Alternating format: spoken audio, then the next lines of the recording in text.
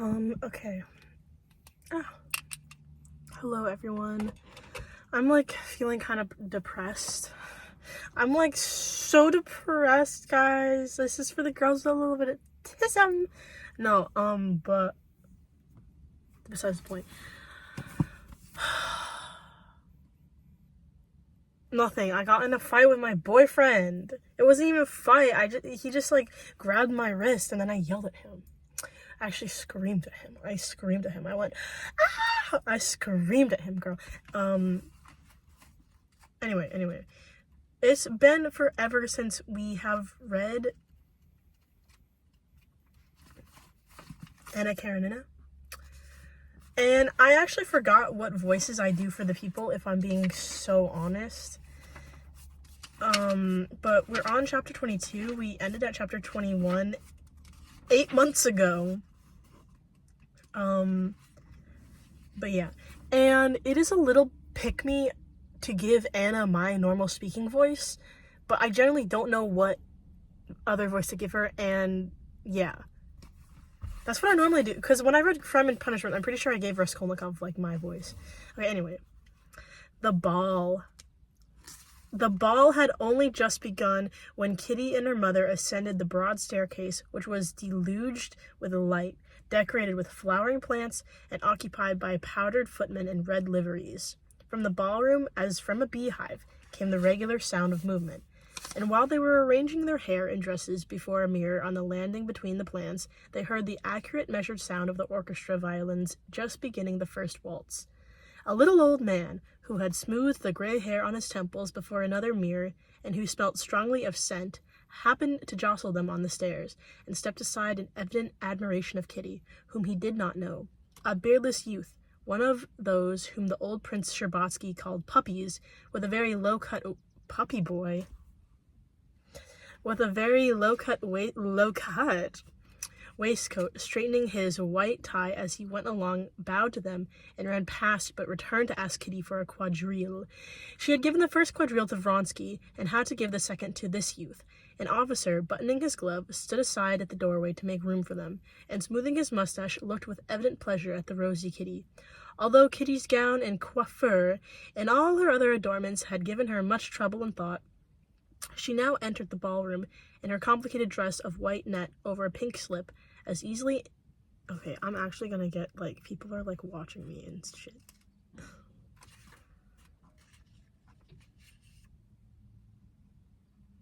I think I need to move. I'm in a very public parking lot, and I am so anxious, and... Is my door locked? Okay, let me lock my fucking door.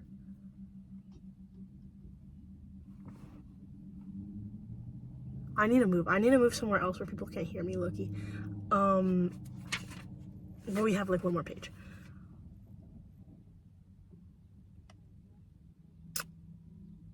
Although Kitty's gown and coiffure and all her other adornments had given her much trouble and thought, she now entered the ballroom in her complicated dress of white net over a pink slip as easily and simply as if these bows and laces and all the details of her toilette, je ne sais pas, had not cost her or her people a moment's attention, as if she had been born in this net and lace, and with that high coiffure and the rose and its 2 leaves on the top. When just before entering the ballroom, her mother wished to put a straight twisted end of her sash, Kitty drew slightly back. She felt that everything on her must be naturally right and graceful, and that there was no need to adjust anything. It was one of Kitty's happy days. Her dress did not feel tight anywhere. The lace round her bodice did not slip. The bows did not crumple or come off. The pink shoes with their high curved heels did not pinch, but seemed to make her feet lighter. The thick rolls of fair hair kept up as if they had grown naturally so on the little head. All 3 buttons on each of her long gloves, which fitted without changing the shape of her hand, fastened without coming off. The black velvet ribbon of her locket clasped her neck with unusual softness. That ribbon was charming, and when Kitty... Guys, this is so anxiety-inducing. I need to move somewhere else. I'm, like, in a public park.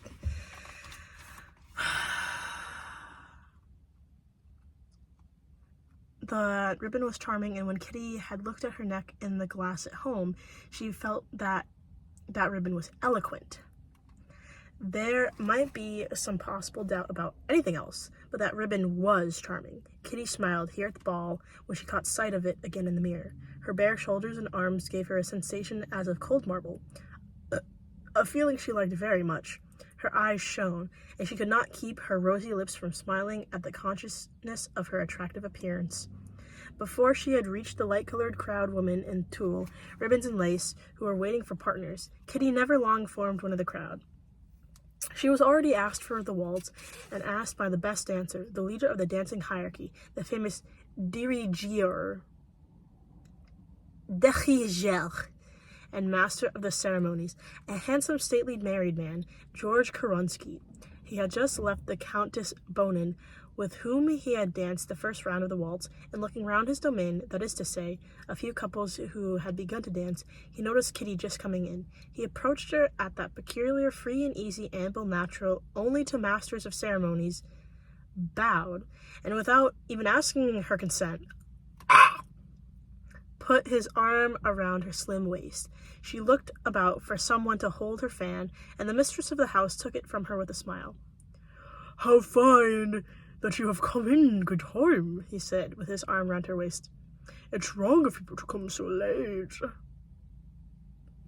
Bending her left arm, she put her hand on his shoulder, and her little feet in their pink shoes began moving quickly, lightly, and rhythmically in time with the music, over the smooth parquet floor. "It is a rest to waltz with you," he said as he took the first slow steps of the dance. "What lightness and precision! It's delightful," he remarked, saying to her what he said to almost all the dancing partners whom he really liked. She smiled at his praise, and over his shoulder continued to survey the ballroom. She was not just a girl come out, for whom all faces of ball blend into one fairy-like vision, nor was she a girl who had been dragged from ball to ball till all the faces were familiar to dullness. She was between those two extremes, and though elated, was able to control herself sufficiently to be observant. She saw that the elite of the company were grouped in the left-hand corner of the room. There was the beauty Lida, Karenina's wife, in an impossibly low dress, and the hostess, and there shone the bald head of Kriven, who was always there where the elite were. Youths who have not the courage to approach gazed in that direction, and there Kitty's eyes found Stephen, and then the lovely head and beautiful figure of Anna, in a velvet black dress, and he was there. Kitty had not seen him since the day she had refused Levin. With her far-sighted eyes, she recognized him at once, and even noticed that he was looking at her. "Shall we have another turn? You are not tired?" asked Karenina, who was a little out of breath. "No more turns, thank you." "Where may I take you?" "I believe Anna Ardavina Karenina is here. Take me to her." "Wherever you please." And Karenina waltzed toward the left of the room, gradually diminishing his step and repeating, "Pardon, mesdames," as he steered through that sea of lace, tulle, and ribbons, without touching as much as a feather, and then turned his partner so suddenly that her delicate ankles in the open-work stockings appeared as her train spread out like a fan and covered Kriven's knees. Karenina bowed, straightened his broad shirt front, and offered Kitty his arm to conduct her to Anna. Kitty flushed and, a little giddy, took her train off Kriven's knees and looked round for Anna. Anna was not in lilac, the color Kitty was so sure she ought to have worn, but in a low-necked black velvet dress which exposed her full shoulder and bosom that seemed carved out of old ivory, and her rounded arms with the very small hands. Her dress was richly trimmed with Venetian lace, and her black hair, all her own, she wore a little garland of pansies, and in her girdle, among the lace, a bunch of the same flowers. Her coiffure was very, very unobtrusive. The only noticeable things about it were the wilful ringlets that always escaped at her temples and on the nape of her neck, and added to her beauty. Round her finely chiseled neck she wore a string of pearls. Kitty had been seeing Anna every day and was in love with her, and had always imagined her in lilac, but seeing her in black, she felt that she had never before realized her full charm. She now saw her in a new and quite unexpected light. She now realized that Anna could not have worn lilac, and that her charm lay precisely in the fact that her personality always stood out from her dress, that her dress was never conspicuous on her, and her black velvet with rich lace was not at all conspicuous, but served only as a frame. She alone was noticeable, simple, natural, elegant, and at the same time merry and animated. She was standing among that group, very erect, as usual, and was talking to the master of the house with her head slightly turned toward him when Kitty approached. "No, I am not going to throw the first stone," she was saying in reply to some question, adding, with a shrug of her shoulders, "although I cannot understand it." And at once she turned to Kitty with a tender, protecting smile. She surveyed Kitty's dress with a rapid feminine glance, and with a movement of her head, scarcely perceptible but understood by Kitty, she signified her approval of Kitty's dress and beauty. "You even come into the room dancing," she said. "She is one of my most faithful helpers," said Kerensky, turning to Anna, whom he had not yet seen. "The princess helps to make a ball gay and beautiful. Anna Arvdevia, shall we have a turn?" he added, stooping toward her. I think this is the princess? I don't know what voice I gave her. "How are you doing?" asked the host. "Whom do we not know? My wife and I are like your white wolves. Everyone knows us," answered Kerensky. "Anna Arkadyevna, just one turn?" "I don't dance if it's possible not to." "But night to night it is not possible," he rejoined. At that moment, Vronsky approached. "Well, if it is impossible not to dance tonight, let us dance," she said, taking no notice of Vronsky's bow and quickly putting her hand on Kerensky's shoulder. "Why is she displeased with him?" thought Kitty, noticing that Anna had intentionally taken no notice of Vronsky's bow. He came up to Kitty, reminding her of the first quadrille and regretting that he had not seen her for such a long time. Kitty, while gazing with admiration at Anna waltzing, listened to him, expecting him to ask her to waltz, but he did not do so, and she glanced at him with surprise. He blushed and hurriedly asked her to dance, but scarcely had he put his arm around her slim waist and taken one step when the music stopped. Kitty looked into his face, which was so near her own, and long after, for years after, that look so full of love, which she then gave him, and which met with no response from him, cut her to the heart with tormenting shame. "Pardon, pardon, a waltz, shouted Kerensky from the other end of the room, and seizing the first girl within reach, he himself began dancing. I'm a drive elsewhere.